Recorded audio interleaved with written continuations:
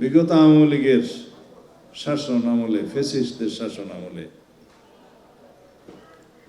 বাংলাদেশের পুরো জাতিকেই মেধাহীন করার একটা প্রয়াস নিয়েছিল।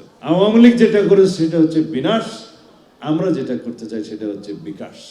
আমরা অনেকেই আবেগে অনেক আলোচনা করি, অনুধাবন করতে চাই না, কিন্তু আজকে বিশেষ করে যেটা প্রয়োজন জাতি বিনির্মাণে সেটা হচ্ছে মেধাভিত্তিক, জ্ঞান ভিত্তিক, প্রযুক্তি নির্ভর, আধুনিক বিশ্বের সাথে তাল মিলিয়ে বাংলাদেশ বিনির্মাণ করা, আমাদের আগামীর বাংলাদেশ।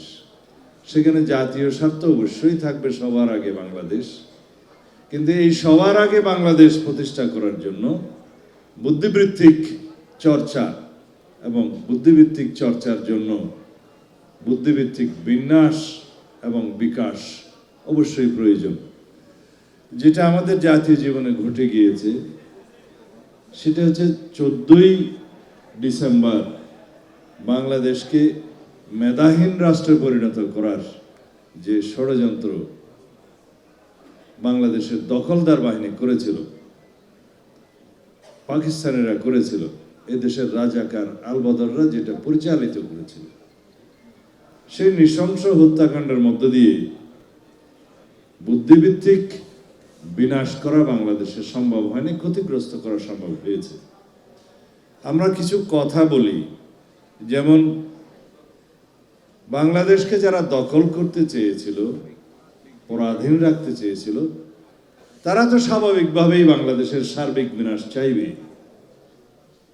কিন্তু যারা স্বাধীনতার, মুক্তিযুদ্ধের একক দাবিদার হিসেবে, চেতনার দাবিদার হিসেবে রাজনৈতিক চেতনার ব্যবসা করেছে, তারা দীর্ঘ 1.5 শতক ধরে এবং তার আগেও বাংলাদেশে সিস্টেমেটিক বুদ্ধিভিত্তিক কিলিংটা পরিচালনা করেছে, যাতে করে জাতি ক্রমান্বয়ে মেধাহীন হয়। সেটা এই জাতি লক্ষ্য করেছে, দৃশ্যমান হয়েছে।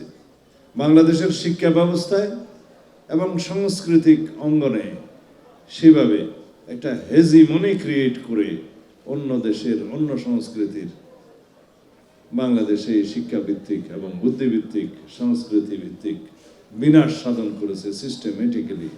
সেটা আমরা দেখেছি। পাকিস্তানিরা বুদ্ধিজীবীদের হত্যা করেছে এদেশের দোসরদের মাধ্যমে, কিন্তু বিগত আওয়ামী লীগের শাসন আমলে, ফ্যাসিস্টদের শাসন আমলে বাংলাদেশের পুরো জাতিকেই মেধাহীন করার একটা প্রয়াস নিয়েছিল, এবং সেটাকে আমরা বলতে পারি বুদ্ধিভিত্তিক ডাইভার্সন।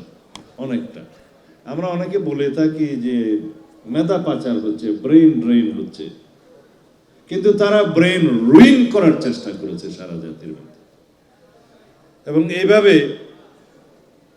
সারা বাংলাদেশের ইন্টেলিজেন্সের একটা নন গ্রোথ পরিলক্ষণ হয়েছে। যেমন ইন্টারমিডিয়েট পাশ করে বিশ্ববিদ্যালয়ে ভর্তি হতে আসলে তারা রিটেন পরীক্ষায় পাশ করতো না।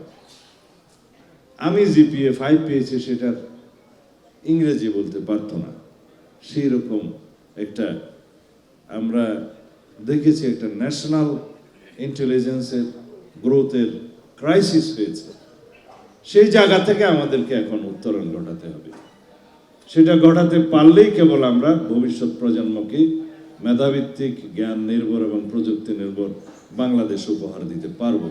সময় লাগবে, সেজন্য আমরা পরিকল্পনা করেছি সেরকম শিক্ষা ব্যবস্থা, সেরকম শিক্ষা ব্যবস্থার মধ্য দিয়ে কিছু কর্মীর হাত আর কিছু মেধার বিকাশ, গবেষণার মাধ্যমে সেরকম শিক্ষা ব্যবস্থার পরিকল্পনা আমাদের 31 দফায় আছে, এবং 31 দফার নির্যাসের ভিত্তিতে আমরা সেই পরিকল্পনাগুলো দেশবাসীর কাছে এই ভোটের ময়দানে নিয়ে যাচ্ছি।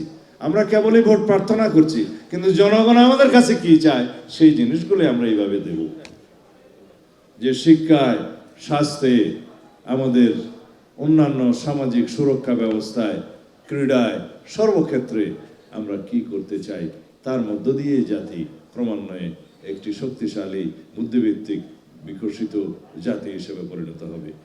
বিকাশ এবং বিনাশ দুইটা কথা আছে। আওয়ামী লীগ যেটা করেছে সেটা হচ্ছে বিনাশ, আমরা যেটা করতে চাই সেটা হচ্ছে বিকাশ, বিকশিত বাংলাদেশ, বুদ্ধিভিত্তিক বাংলাদেশ, আগামীর বাংলাদেশ, সেই কামনা করছি। ধন্যবাদ সবাইকে।